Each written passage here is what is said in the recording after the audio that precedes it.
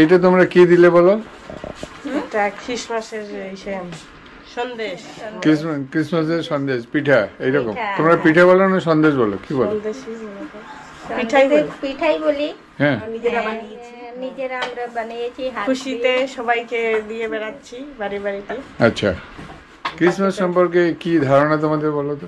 আমাদের ধারণা, যখন আমাদের যিশু জন্ম হয় হ্যাঁ। সবাইকে কেক দিতে হয়, পিঠা দিতে হয়, একটা প্রসাদ হিসাবে সন্দেশ হ্যাঁ। বাড়ি বাড়ি। যীশু খ্রিস্ট কে? আমাদের ঠাকুর। ঠাকুর মানে যীশু খ্রিস্টই আমাদের রক্ষাকর্তা, হ্যাঁ তাই তো? হ্যাঁ এটা তোমরা বিশ্বাস করো? তোমাদের যখন কোনো বিপদ আপদ কিছু একটু হলো, তোমরা যিশুকে স্মরণ করো এবং তার থেকে তোমাদের বিপদ মোটামুটি মিটে যায়। হ্যাঁ, আচ্ছা, তুমি তো একটা সংসারে কর্ত্রী, তোমার ছেলে মেয়ে আছে, মানে 2 মেয়ে আছে, তুমি যিশুকে এত ভালোবাসো কেন? তুমি যিশুকে এত ভালোবাসো? আমি কেন ভালোবাসি? আমাদের সবকিছু ওই দেয়, তার জন্য যিশুকে ভালোবাসি। কি পেয়েছো বলো? হ্যাঁ, কি পেয়েছো? আমরা খুব কঠিন প্রশ্ন এটা। যিশুর কাছ থেকে তুমি কি পেলে? যাতে উদ্ধার পেয়েছি, উদ্ধার পেয়েছি, জীবন পেয়েছি, তাই আমরা যিশুকে বিশ্বাস করি। বিশ্বাস করো। যিশুর জন্য কেউ যিশুকে অপমান করছে, তুমি কি করবে? অপমান ওরা কেউ অপমান করে, তাহলে আমরা ওদের জন্য প্রার্থনা করি কি আগে যায় ওরাও বিশ্বাস করুক আর যিশুকে পাও। ধন্যবাদ, তোমার সঙ্গে কথা বলে আমার খুব ভালো লাগলো। আবার কথা হবে। তুমি কালকে এসছিলে? কালকে তোমাকে তো দেখিনি। কালকেই তো বেশি হয়েছে। বাবা, কালকেই বেলা রাত 12টায় তো জন্মদিন, সেই জন্মদিনের অনুষ্ঠান পালন হয়েছে কালকে। কালকে রাত 2টা-2:30 পর্যন্ত সবাই। আজকে হবে না লোকজন? হ্যাঁ, আজকেও লোকজন হবে। আমি জানি, আমি তো ভাবছি যে আজকে হয়েছে। হ্যাঁ, কালকে থেকে আসে।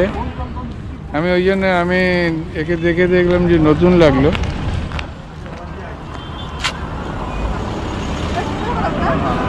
কেউ হবে, কালকে আরো বেশি লোকজন। আজকে কম হবে না, তেমনও না, কিন্তু কালকে প্রার্থনা থেকে আরম্ভ করে সবকিছু কালকে বেশি হয়েছে। আমরা কালকে এখানে 1টা-1:30 পর্যন্ত ছিলাম। 1টা-1:30 পর্যন্ত কালকে ছিলাম।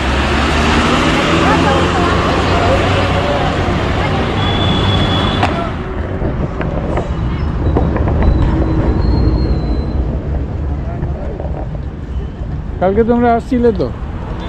কালকে কেমন হয়েছিল?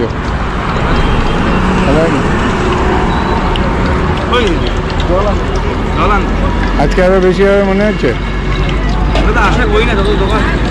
ঠিক।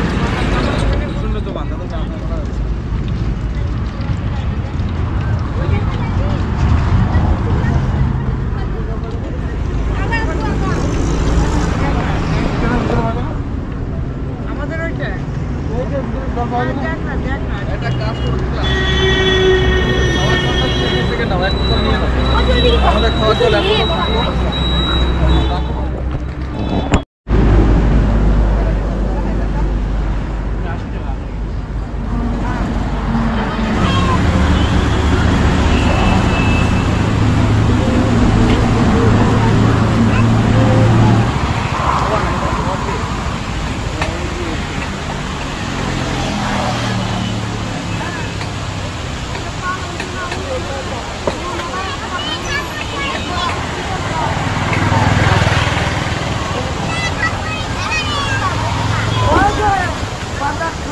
কালকে মেলা কেমন হলো?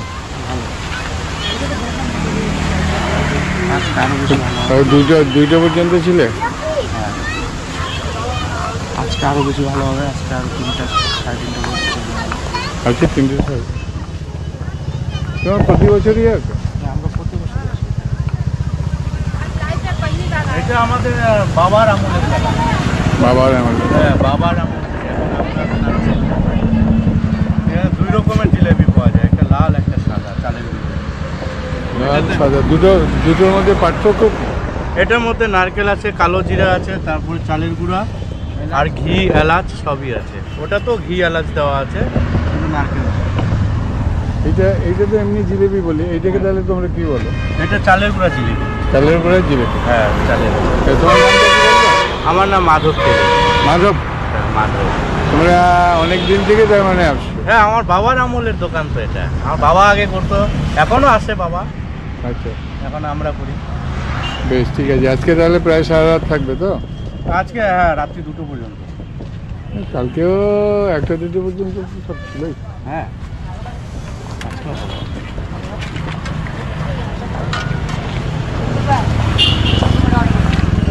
এইটার মধ্যে তাহলে কি কি আছে? এটার মধ্যে এটা চালের গুঁড়া। শুধু চালের গুঁড়া? চালের গুঁড়া, ময়দা। চালের গুঁড়া আর ময়দা। এটা তো এবারে জিলিপির মতো প্রিপারেশন হলো, হ্যাঁ করে নিয়ে। এটা কি একটু বেশি ক্রাঞ্চি বেশি হয়? হ্যাঁ হ্যাঁ হ্যাঁ, এটা মশমশে বেশি থাকে। হ্যাঁ। চালের গুঁড়া তো। আচ্ছা, তারপরে এটা চিনির রসে ডুবিয়ে তুলে পাওয়া যাচ্ছে। হ্যাঁ,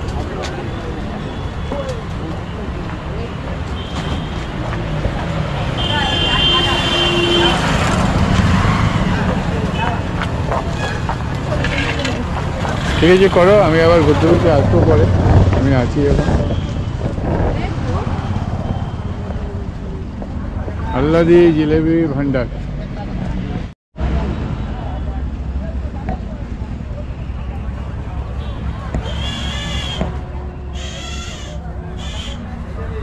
Five three 6 7 5 3 হ্যাঁ 4-5টা 6 7 এই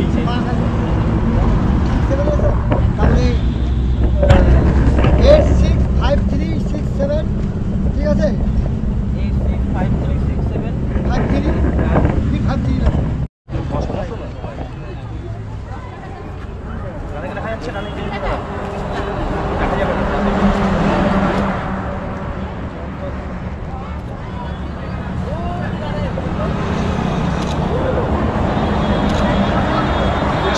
আপনারা কি কালকে ছিলেন?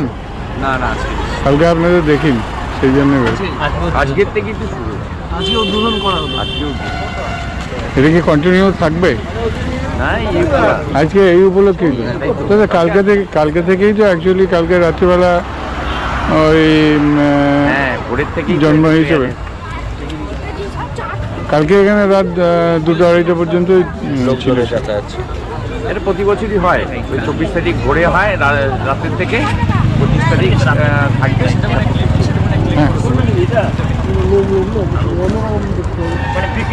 এটা সদর 2 নম্বর আঞ্চলিক কমিটি জলপাইগুড়ি।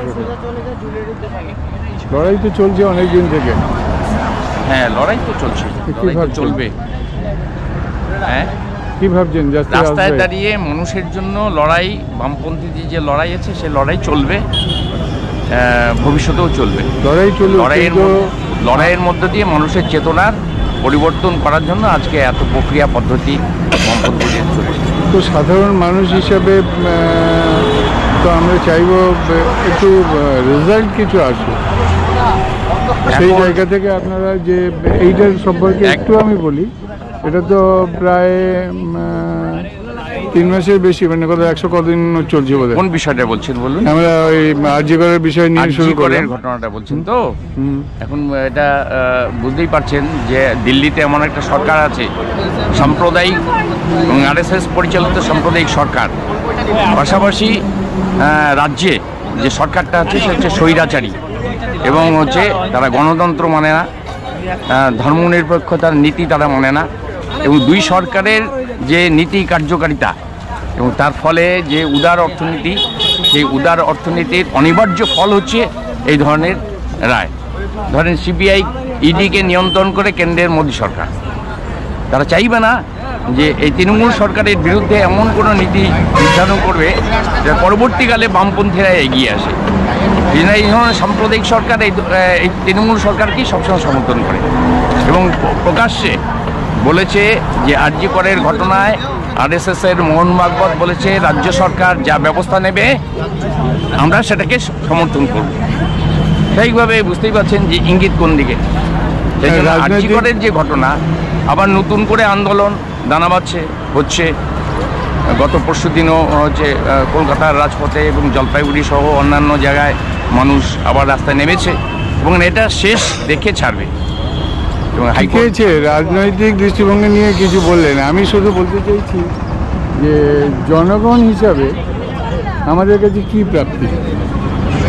জনগণ হিসেবে এই মুহূর্তে ওই প্রাপ্তির দিকে এখনো হচ্ছে ছুটলে হবে না। প্রাপ্তিকে যদি পেতে হয় রাস্তায় থাকতে হবে। হ্যাঁ, রাস্তায় এটাই থাকলাম, শেষ। রাস্তা থেকে আলটিমেটটা কি? ওরা তো করবে না, হ্যাঁ আপনারাই বলছেন ওরা করবে না। হ্যাঁ তাহলে আলটিমেট হলো, যদি ধরুন আপনার একটা রাজনৈতিক দল আছে, সেই দলের সরকার যদি আসে, তাহলে সেই সরকার আপনাকে এই পশ্চিমবঙ্গ রাজ্যটাকে নতুনভাবে একটা কিছু করতে পারে। সেটা কি আপনারা বিশ্বাস করেন খুব তাড়াতাড়ি হবে? না, আমরা সরকার আসা না আসার উপরে সব কিছু আমরা হচ্ছে আন্দোলন করছি না, সংগ্রাম করছি না। মানুষের যে অধিকার, হ্যাঁ, কৃষক আন্দোলনে 1 বছর লেগেছে, আন্দোলন চলছে। মানুষের অধিকারকে আরও প্রতিষ্ঠিত করবার জন্য, গণতন্ত্রকে আরও প্রতিষ্ঠিত করবার জন্য আমাদের লাগাতার সংগ্রাম চলবে। বা এটাও তো ঠিক যে এই প্রথম আমরা দেখলাম যে সাধারণ মানুষ কোনো রাজনৈতিক পতাকাকে বাদ দিয়ে স্বতঃস্ফূর্তভাবে এই আন্দোলনে সামিল হলো। তাহলে সেটাকে একটা বড় প্রাপ্তি না আন্দোলনের পক্ষে? হ্যাঁ, বিচার হতে টাইম লাগে, কোনো আন্দোলনই 2 মাস 3 মাসের মধ্যে সম্পন্ন করা যায় না। কৃষক আন্দোলন দীর্ঘ 1 বছরের উপর আন্দোলন হওয়ার পর কৃষি আইন বাতিল করতে বাধ্য হয় সরকার। সেরকম আন্দোলন চলবে, আবার মানুষ রাস্তায় নামবে।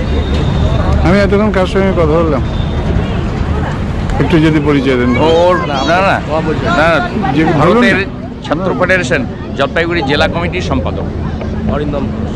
হরিনাম? অরিন্দম ঘোষ। আর আমাদের জলপাইগুড়ি সিপিআইএম পার্টি জলপাইগুড়ি জেলা কমিটির সদস্য কমরেড তপন গাঙ্গুলি।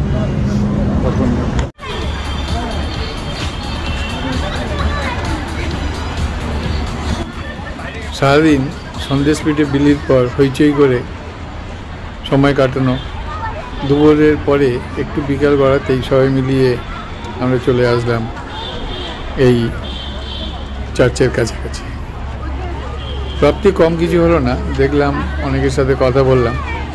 আজকে পার্কিং গ্রাউন্ডে এসছি, বেলাবেলি কিছুটা বটেই, এখনও পর্যন্ত অন্ধকার নামেনি। পার্কিং গ্রাউন্ডে এসে এদিক ওদিক ঘোরাঘুরি করে দেখছি আস্তে আস্তে লোকজন আসছে, ভক্তরা আসছে এবং নিজেদের মতো বেশ আনন্দে খুশি খুশি ডগমগ মনে হচ্ছে সবাইকে। কারণ হলো প্রভু যিশুর আবির্ভাব তিথি সম্পন্ন এবং সেই বড়দিন উপলক্ষে সবাই নতুন জামা পরে, রঙিন জামা পরে, বাচ্চাদের হাতে ধরে, কেউ বন্ধু বান্ধব মিলিয়ে, কেউ বাবা মায়ের সাথে, কেউ বন্ধু বান্ধবীর সাথে, সবাই মিলিয়ে ঘুরতে এসেছে, আনন্দ করছে নিজেদের মতো করে।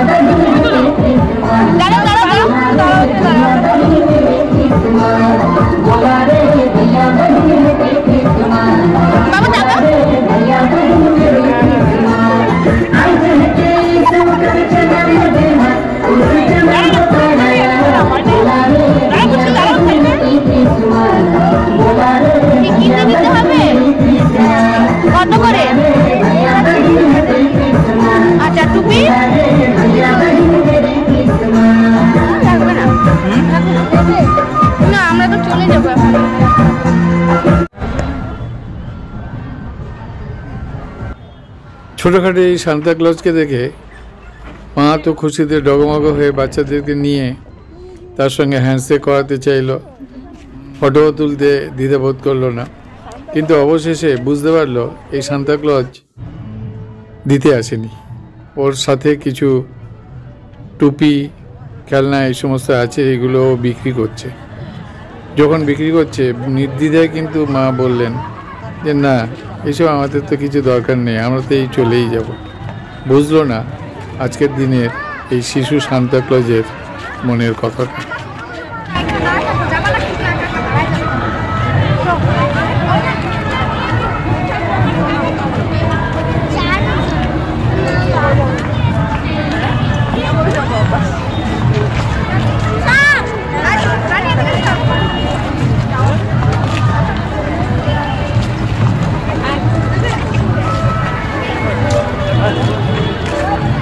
চার্চের ভেতরেই তো ঢুকলাম না, ওখানে কি ঢুকতে পারলাম?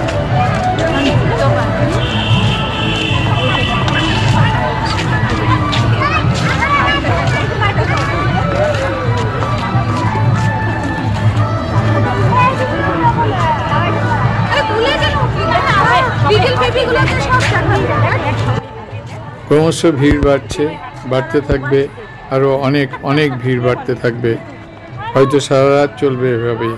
কিন্তু আমার নজর গির্জার গেটের দিকে। গির্জা খুললে প্রার্থনা হলের মধ্যে ঢুকবো, প্রভু যিশুর একটু কাছাকাছি যেতে পারব। এক ছোট শিশু তার বাবার কোলে উঠে চলছে, মেলায় এসছে মেলা দেখার জন্য, আনন্দ উপভোগ করার জন্য।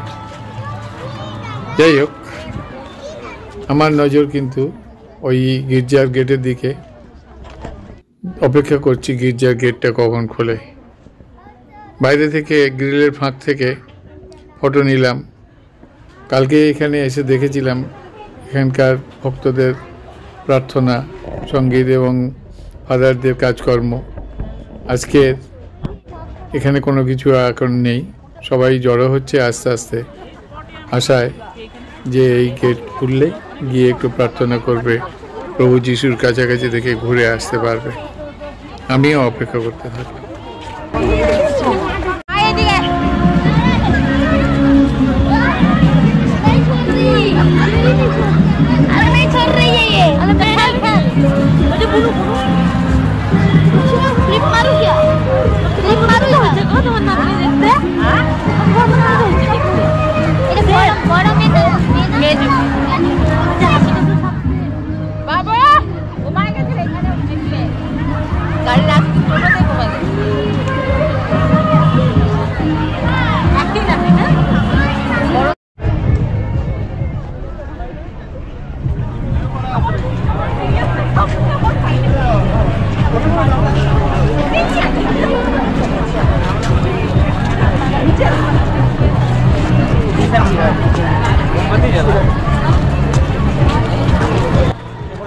রাত বাড়ার সাথে সাথে আলো ঝলমল করে উঠছে, এক এক করে পরিবেশ সমস্ত একদম বদলিয়ে যাচ্ছে, সবাইকে আর অনেক বেশি রঙিন লাগছে।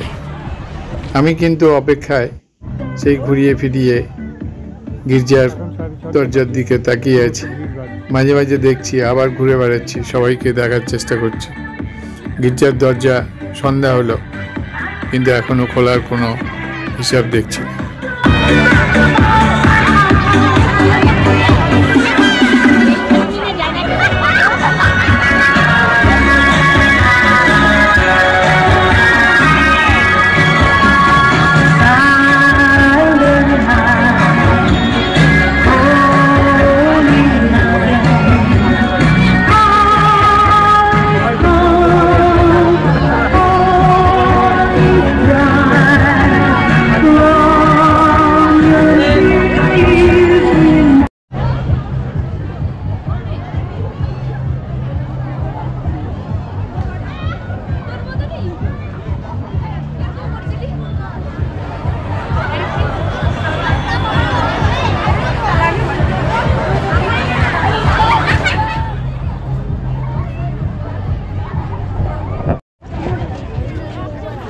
গির্জার গেটের কাছে আবার এলাম, প্রচুর ভক্ত সমাগম, ভিড় করছে গির্জার গেটের কাছে। আমরা ভাবছিলাম যে 6টা বাজলে গির্জার গেট খুলবে এবং প্রার্থনা একটা হবে, কিন্তু এখনো পর্যন্ত সেরকম কোনো আভাস দেখছি না। আবার বেরিয়ে গেলাম ঘুরে দেখতে।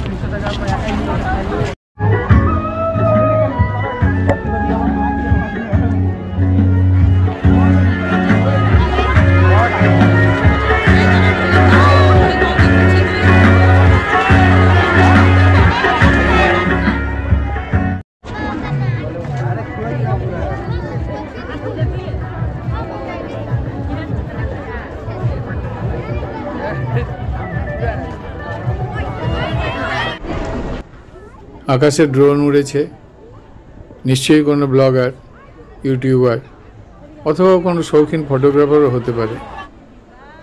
আকাশে ড্রোন উড়িয়ে পাখির চোখে দেখছে এই মণ্ডপ চত্বরটা, গির্জা চত্বরটা। কিন্তু আমরা সবাই ক্রমশ বেশি করে ভিড় করছি গির্জার গেটের কাছে। অনেক লোক, আস্তে আস্তে রাত হচ্ছে এবং ভক্ত সমাগম অনেক বাড়ছে। সেই সঙ্গে বাড়ছে প্রশ্ন যে গির্জা কি খুলবে, কেননা প্রার্থনার সময়ের হিসাব করে অনেকে ভাবছিলাম যে 6টায় খুলবে, কিন্তু অনেকক্ষণ হয়ে গেছে, 7টা বেজে গেছে, এখনো পর্যন্ত গির্জা খোলার কোনো নাম নেই। অবশেষে জল্পনার অবসান হলো, আজকে সিকিউরিটির কারণে গির্জার গেট খোলা হবে না। কিন্তু একটা বিষয় আমার মনে হয়, আমরা কলকাতা ক্যাথিড্রাল চার্চে গিয়েছিলাম, সেখানেও গিয়ে দেখেছি যে এই বড়দিনের দিনে 25শে ডিসেম্বর চার্চ খোলা থাকে এবং সেখানে ভক্তরা অত্যন্ত সুশৃঙ্খলভাবে যায়, গিয়ে প্রভুকে দর্শন করে আবার ফিরে আসে। জানি না এখানে কোন সিকিউরিটির ব্যাপার নিয়ে মাথায় আসলো বা অন্য কোনো অন্তর্নিহিত কারণ আছে কিনা জানি না, কিন্তু এটা দেখা উচিত, খেয়াল করা উচিত, কর্তৃপক্ষের ভাবা উচিত যে এত হাজার হাজার ভক্ত এসেছেন শুধুমাত্র মেলা উপভোগ করতে নয়, প্রভু যিশুকে দেখার জন্য। যাই হোক, কিছু করার নেই, গেট যখন খুললই না, আমরা অবশেষে সিদ্ধান্ত নিলাম যে আমরা আবার ফিরে যাব আমাদের মুন্ডাবস্তিতে। যাই হোক, সবাই দলবল মিলিয়ে আমরা মুন্ডাবস্তির দিকে এগিয়ে চললাম।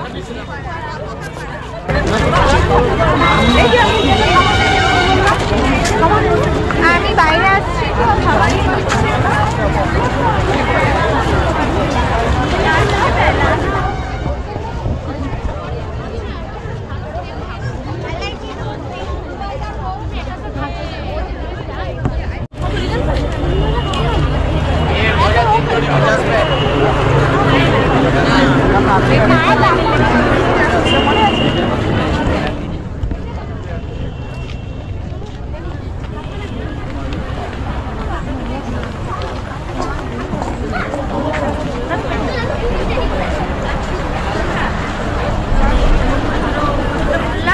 মাঝে মাঝে না ঠিক থাকে, আমার মাঝে মাঝে না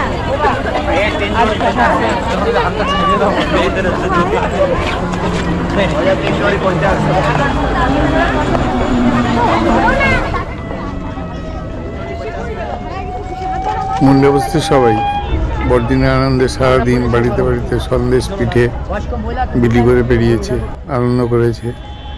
আবার সন্ধ্যার আগেই বেরিয়ে পড়েছে গির্জা প্রাঙ্গণে।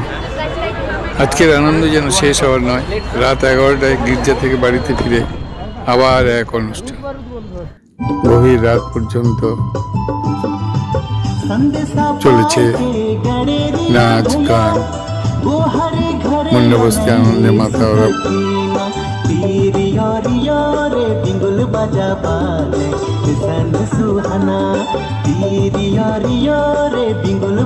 बाजे,